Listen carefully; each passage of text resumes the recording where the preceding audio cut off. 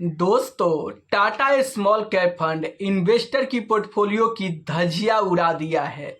अब तक Tata small cap fund अपने ऑल टाइम हाई से 17% से ज़्यादा गिर चुका है। अगर मैं रिटर्न की बात करूं तो आप स्क्रीन पर देख सकते हैं, एक हफ्ते में यहां पर -3.72% का निगेटिव रिटर्न बना के इन्वेस्टर को दिया है।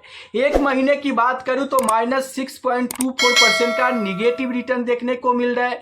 3 महीने की रिटर्न की बात करूं तो -9.645% का निगेटिव रिटर्न देखने को मिल रहा है। 6 महीने की बात करूं तो यहां पर देख सकते हैं -17.16%। ऑलमोस्ट आप कह सकते हो कि 17% का गिरावट यहां पर 6 महीने में देखने को मिल रहा है। वहीं पर अगर मैं 1 साल की रिटर्न की बात करूं तो यहां पर भी 5.5% का निगेटिव रिटर्न देखने को मिल रहा है। अगर मैं 2 साल की रिटर्न की बात करूं तो सिर्फ यहां पर 2.25% का रिटर्न ही देखने को मिल रहा है। अब सोचो जरा, जो इन्वेस्टर पिछले 1 साल 2 साल से भी इस फंड में एसआईपी करते होंगे, उनको रिटर्न के तौर पर 0 रिटर्न मिला होगा। अब वैसे में इन्वेस्टर क्या करेंगे? बहुत सारे इन्वेस्टर हैं जो टाटा स्मॉल कैप फंड में इन्वेस्ट करके रो रहे हैं, तो उनको क्या करना चाहिए, चलिए मैं आपको इस वीडियो में बताऊंगा। उससे पहले अगर मैं इस टाटा स्मॉल कैप फंड की एसेट एलोकेशन की बात करूं तो आप देख सकते हैं इक्विटी में 92.96% का इक्विटी में यहां पर एसेट एलोकेशन है। कैश की बात करूं तो 7.04% यहां पर कैश में है। अगर मैं मार्केट कैप की बात करूं तो लार्ज कैप में बिल्कुल भी इन्वेस्टमेंट नहीं है। स्मॉल कैप में 78% का यहां पर इन्वेस्टमेंट है, और मिड कैप की बात करूं तो यहां पर भी 8.2% का मिड कैप में इन्वेस्टमेंट है, और अदर जगह पर यहां पर आप देख सकते हो कि लगभग 14% का अदर जगह पर इन्वेस्टमेंट है। इस फंड में 2 फंड मैनेजर काम कर रहे हैं, जिसमें सबसे पहला जो फंड मैनेजर है वो चंद्र प्रकाश पडियार जी है, जो यहां पर 2018 से प्रेजेंट है।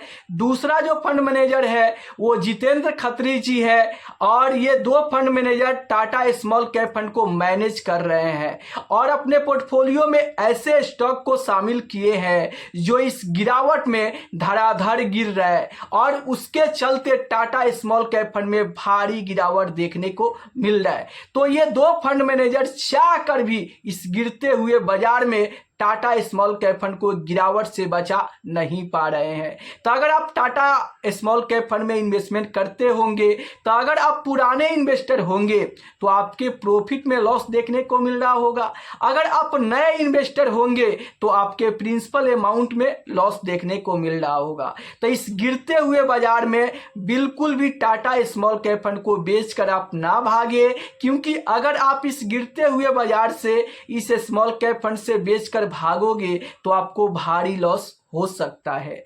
अगर आप इस स्मॉल कैप फंड में इन्वेस्ट करके और डिमोटिवेट हो गए हो, आप रो रहे हो, तो आप बने रहो। जब बाजार का सिनेरियो चेंज होगा, जब बाजार में तेजी आएगा और जब आप प्रॉफिट में आओगे, तो उस समय आप चाहो तो बेच के निकल जाना, लेकिन इस गिरते हुए बाजार से टाटा स्मॉल कैप फंड से बेचकर बिल्कुल भी मत निकलना, वरना आपको भारी लॉस हो सकता है। अगर आप इस स्मॉल कैप फंड में यहां से कम 7 साल 10 साल तक बने रहते हो तो बेहतर करने की उम्मीद ज्यादा है, लेकिन देखो इसकी गारंटी बिल्कुल भी नहीं होता है कि कौन सा फंड आगे चल के कैसा परफॉर्मेंस करेगा, ये किसी को पता नहीं होता है। इसीलिए अगर आप इस फंड में इन्वेस्टमेंट किए हो तो आप यहां पर इस फंड को रिव्यू करते रहना। अभी तो गिरते हुए बाजार में लगातार गिर रहा है, इसलिए कुंडली मार के इस फंड में बैठे रहो,